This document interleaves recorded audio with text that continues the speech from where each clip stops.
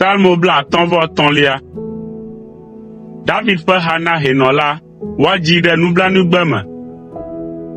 Bometsila gblɔ le eƒe dzime be, Mawu aɖeke meli o. Wonye ame baɖawo, woƒe mɔwo hã nye nu tovowo. Ame aɖeke meli si wɔ nu nyui o.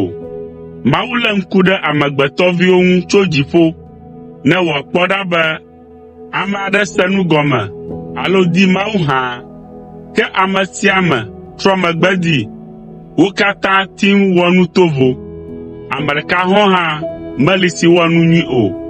Ɖeka pɛ hã meli o.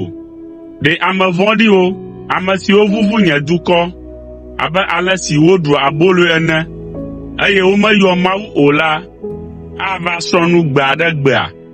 Woawoe ma ŋɔdzi le, evɔ ŋɔdzinu aɖeke meli hafi o.